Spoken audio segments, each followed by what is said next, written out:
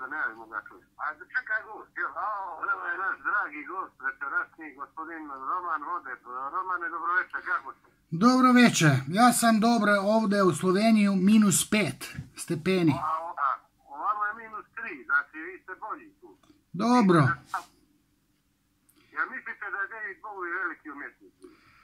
Ma nisam ja neki, šta da kažem, ja više volim Neil Younga i West Coast Rock, Eagles, Buffalo Springfield, Birds. A dobro, to je sad, ali pazite, te inovacije i promjena i poetike, no nećemo o tome, čisto Bowie je pomenu, jer mu je bio rođendan. Znam. Neil Young je svakako fenomenalan, Neil Young. Vi ste psihoanalitičar, je tako? Tako bi rekao, može se reći da sam psihoanalitičar, mada nema nikakve škole za psihoanalizu.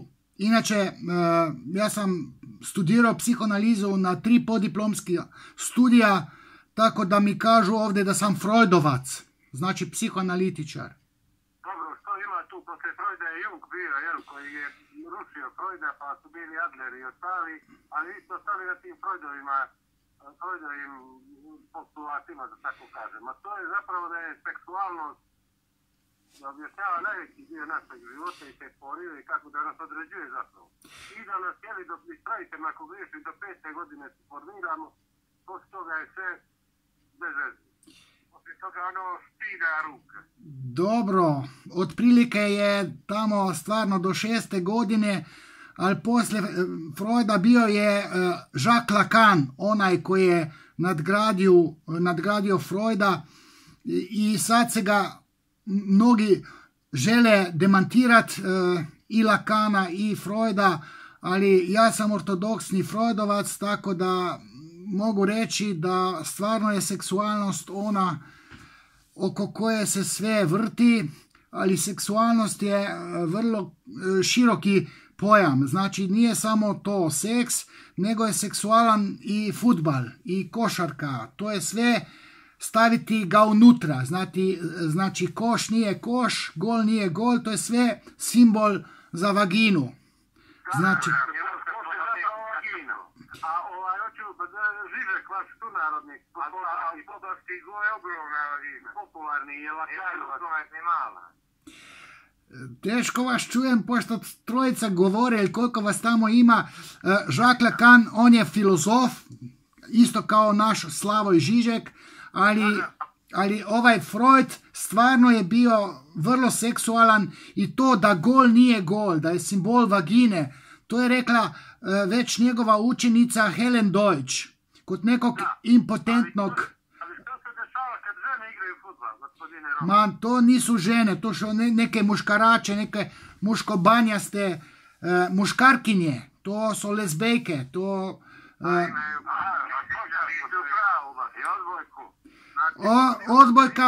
Odbojka je, davaju problem jednaka drugoj. Tamo nema gola, odbojka bi mogla proći. A ovaj gol je simbol vagine. Ova mreža... Odbojka je prebacivanje neugođa na drugog. Znači, imate...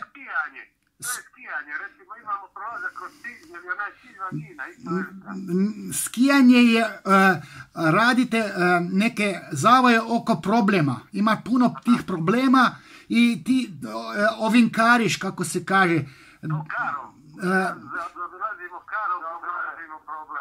Vataš tamo krivinu oko onog koljića i ga podiraš. I cilj može biti vagina. Cilj je ono što ga stavljaš unutra kad dođeš do žene.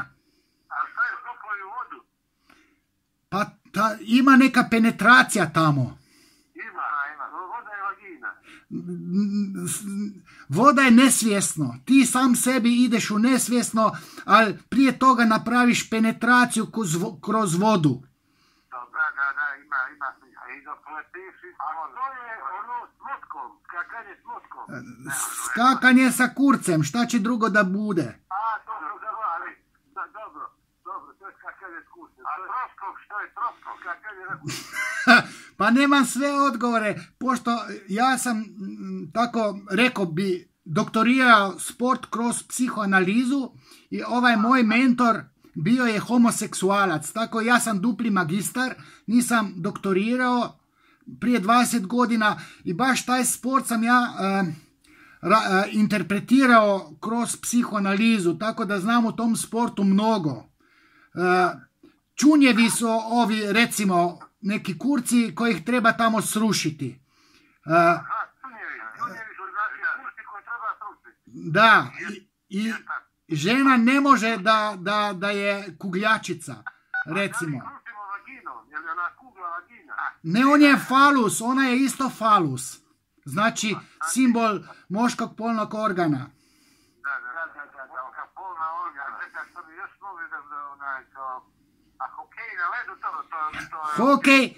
Hokej isto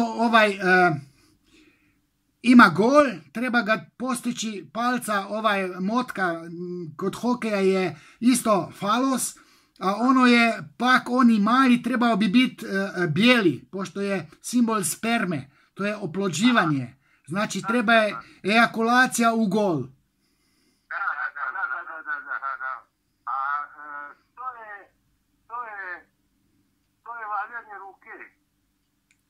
Čega, kako? Pa kurčenje, to ti je ko ima jačeg i tvrdog, to je...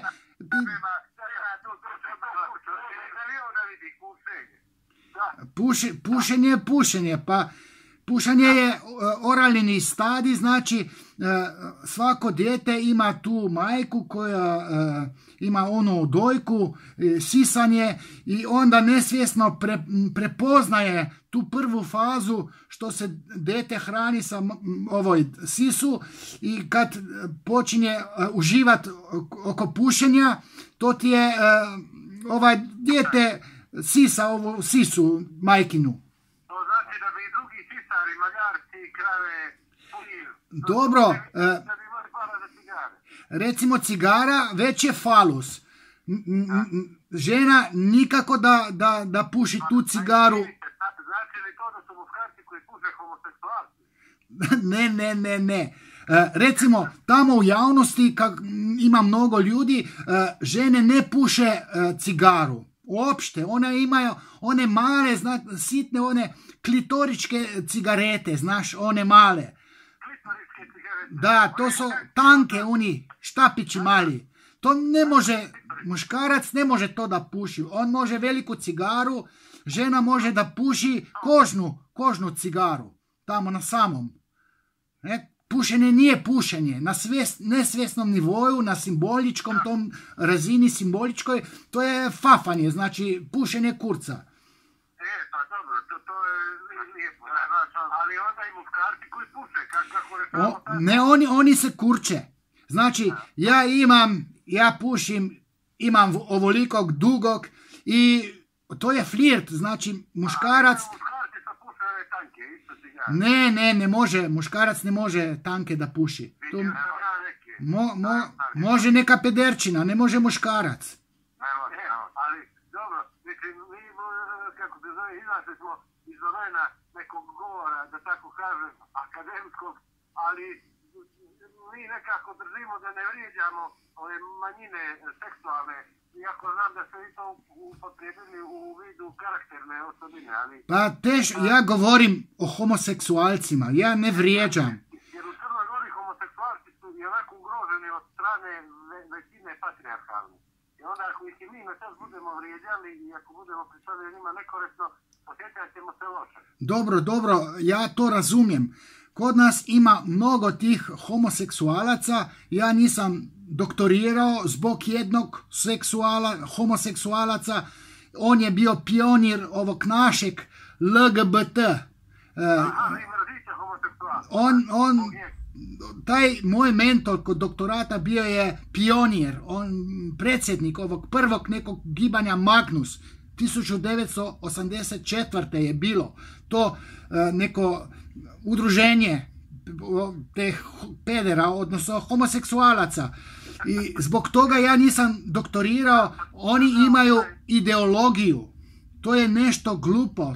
Ideologija nije dobra. Inače, homoseksualci trpe, to su pacijenti, imaju muke, imaju dosta poteškoća u životu, ali imaju i ideologiju i sa ovim lezbejkama, sa feministicama, to su užas za... Ali da vam kažem, oni moraju imati ideologiju ako ih većina maltretira. Pa niko... Ja sam mislio da je Slovenija malo utekla, ali živimo u društvima gdje ljudi imaju osjećaj da mogu da prebiju homoseksualca, da mogu da ga maltretiraju. Onda je normalno da se ljudi okupljaju, udružuju i da imaju neku vrstu ideologije, ne bi li pobjegli od ovoga, evo gdje i heteroseksualci nisu sigurni, a kamo li homoseksualci. I dobro, vi mislite da znači, je sve povezano sa seksom, je tako? Pa sve je povezano sa seksom i homoseksualnost nije prava. Nešto naopako se desilo u djetinjstvu tih homoseksualaca. Edipov kompleks oni nisu razriješili. I nisu bolesni, ali imaju smetnje u identitetu. I zbog toga ih ne treba mučiti. Ne, to... Ne. Da li mislite kao psihoanalitičar da i to vaš stav prema homoseksualcima u sebi, kako je Freud pričao, ima latentnog homoseksualizma? Ma, Freud nije bio homoseksualac, ali... Ne, ali je govorio to, da ako imate potrebu da tako projektujete stvari, ne kažem da vi projektujete, zapravo imate osjećaj nekog straha ili nešto, da se plašite da ste latentno vi to o čemu pa, ste doktor nauka, morali ste se prijetati. To je neka divlja psihoanaliza, nije to tačno. Ne ide za homofobiju. Ne ide za homofobiju, ide za teoriju. Na teoretski način ja znam neke stvari, recimo i tu stvar da dva homoseksualca ne mogu odgajati djecu, ne mogu prihvaćati djecu, ne može biti dva homoseksualca roditelja, znači dva oca, pošto tu dijete, osvojeno dijete ne može razriješiti Edipov kompleks. To je kamen temeljac za mentalno zdravlje. Aha, znači ja sam mislio da smo mi ovamo, a nismo znači. Nismo samo mi. Nisam baš dobro čuo, šta da mi nismo?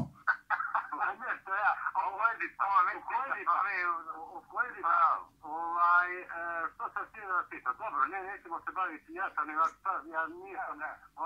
nisam saglasan u svemu stvarno, jer imate mnogo heteroseksualnih brakova, posebno na Balkanu, iz kojih se rađaju nasilnici i vidite kakva su društva na Balkanu. Dobro, to... Da su tako homoseksualci napravili, pa smo mi ovako nenormalni. Ne. Ovo su sve djeca heteroseksualaca. Dobro. Toliko nacionalizma, toliko šovinizma, sve iz heteroseksualnih brakova. Dakle, ja bih možda pristao da probam malo s homoseksualcima, da vidim možda bi bili malo bolji. Ali postojem, vi mislite drugačije. Što su zapravo fetiši? Evo ćemo o tome malo da porazgovaram. Ma fetiš, to je samo muškarac može biti fetišista. Po Freudu ne može biti ženska. Pošto je fetišista čovjek koji je kao dijete prvi put kad je pogledao tu ženu između nogu i tamo gdje bi trebao biti, pošto dječak kad se rodi, on ne zna da majka nema ovog penis među nogama. On to prvi put kad vidi, on je uzbuđen, znači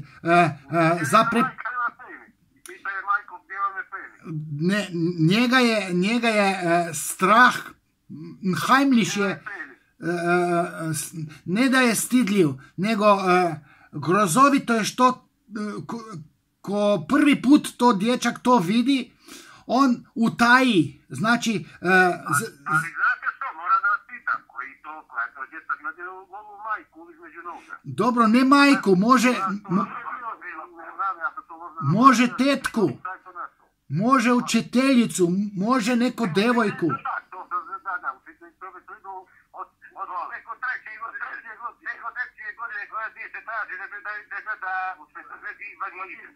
recimo da gleda na WC-u neku stariju ženu, on pretpostavlja da će i ta žena imati taj penis između nogu. A on, kad vidi da nema, on je zbunjen. I njegov pogled siđe na cipele, na štikle, recimo, na tangice, na kombinežu, možda na zadnju plat, vidim, zajedno što vidi pre ono grozovitu ništa među nogama, on vidi ritku, znači dupe. On vidi žensko dupe, a onda cijeli život samo gleda tu dupe, i recimo, ili štikle. Kad se mu žena u starijoj dobu skine, on ide na štikle, ne ide na ženu. To je taj fetišista.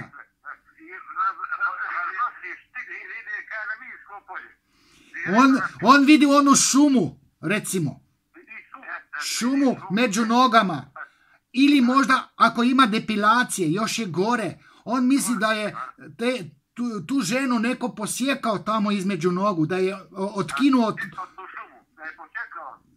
Ne šumu, nego taj organ, poljni organ kojeg on ima, da je to neko odsjekao.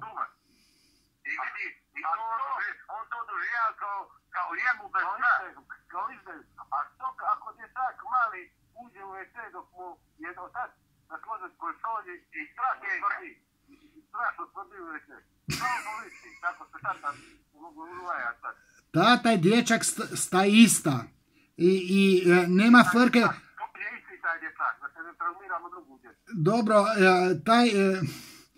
ima analni stadij, znači faza... Analna faza kad dječak kenja u šolju i daje što ona kenja majki, a ona voli njega dječaka pošto daje taj dar, nešto sa srcem, znači tu govnu daje, a dobije ljubav, on dobije ljubav od majke, majka ga voli baš zbog tog njegovog kenjanja.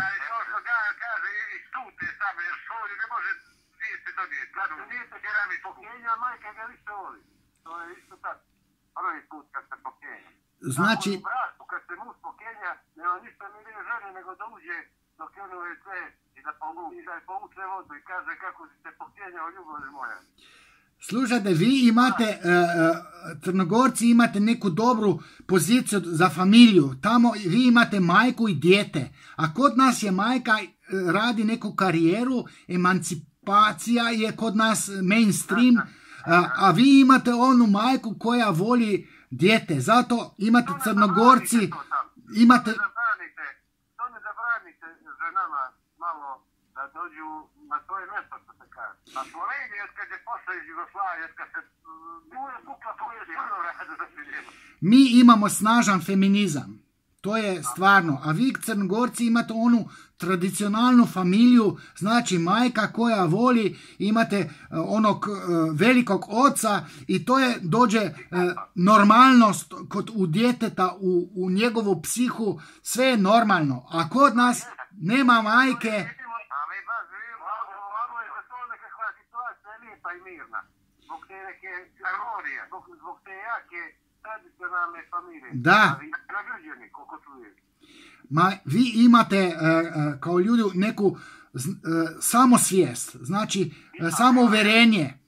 Vi ste visoki ljudi, još 2 metra, dobri ste u košarci, mi samo neki gimnastičari mali.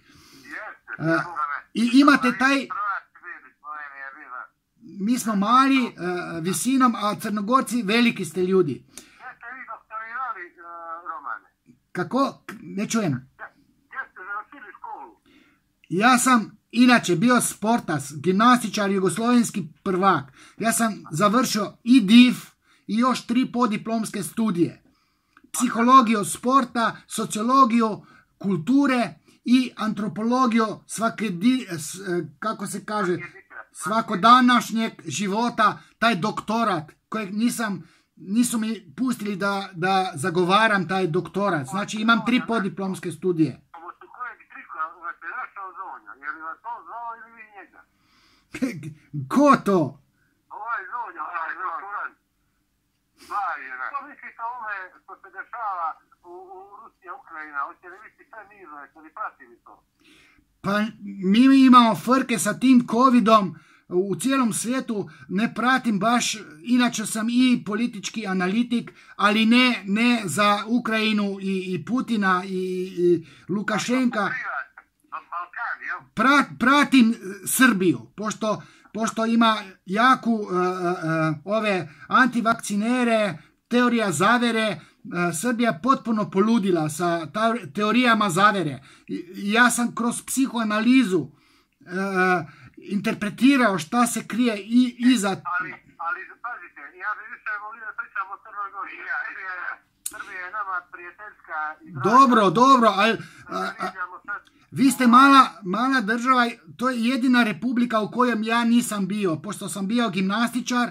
Svuda po Jugoslaviji imali smo takmičenje, osim u Crnoj Gori. Niste imali...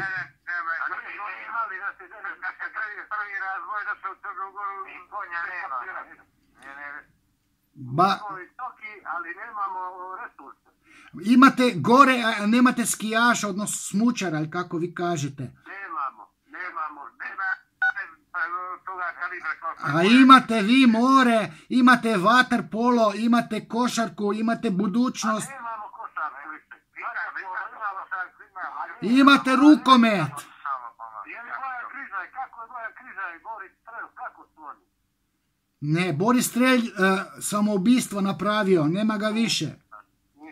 A Bojan Križaj valjda je bankrotirao i opet došao neka... Bojan Križan je dobar on. A Ingmar Stenmark, sjećate li Breno skija sa svih vremena? Pa nije, Tomba je bolji bio. Stenmark je bolji rekord. I Jelano je skije vozio, to vam je bilo slovensko preduzeće. Elan je bio produžeće. Kad ćemo nas trojite doći gore u Sloveniju da nas pojedete neđe da se popjanimo i da se popiramo?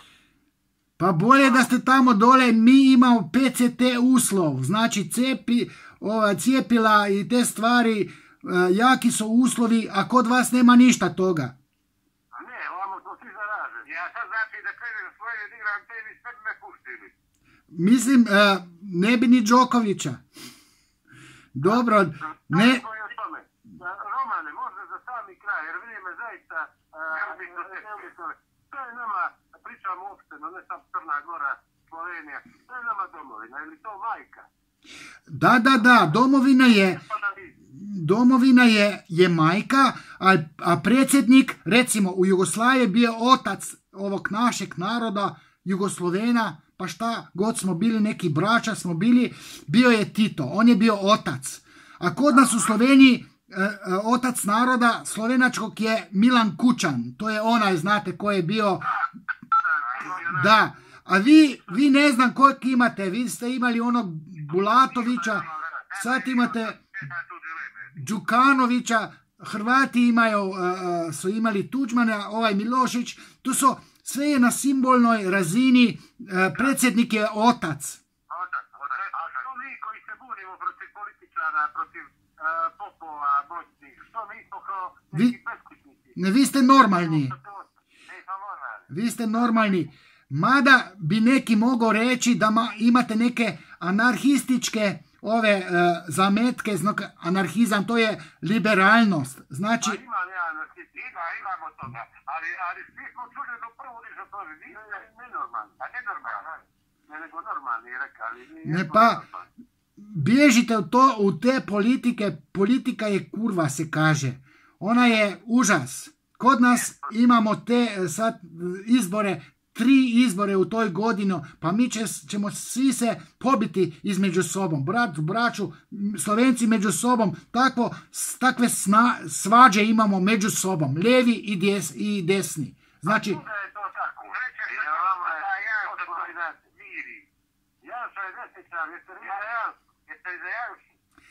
Ja sam analitičar, ja nemam, srce imam na lijevoj.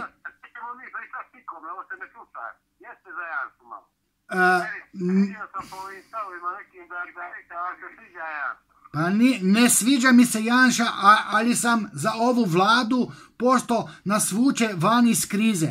Ja recimo nemam ništa protiv vlade. Mada imam srce na lijevoj strani, znači imam levu neku političku opciju, ali sam konzervativan zbog psihoanalize, a to je desna strana. A mozak imam na obe glave, imam na srijedi, ne, na centru. Ali me čudi da ste zbog psihoanalize konzervativni. Kako nije? I Freud on je bio ateista, znači Bog ne postoji. Ne, u Sloveniji imamo polait ateista. Ne, znači lijeva strana mrzi crkvu. A vaša, recimo Crna Gora, tu ste svi, imate Boga tamo dole. Kod nas, imamo. A kod nas nema toga. Znate vi za Sloveniju, recimo duži razgovor Junga i Freuda kad su pričali ne znam koliko sati, kad je točno nešto čudno da se dešava. Znate za taj razgovor? Freud i Jung su se svađali tamo, bili su zajedno u Ameriki 1909. godine zajedno u Ameriki, a poslije u 14. godini oni su se svađali i nisu se voljeli. I imamo Freudovu psihoanalizu i Jungovu. Tako je, ali hoću da vam kažem, i ovdje je počelo nešto čudno da se dešava, znači evo sad kazaki, sva se ovdje dešava. Romane, puno vam hvala, budite živi, zdravi, veseli, laku noć vam želim. Evo, hvala i vama, laku noć.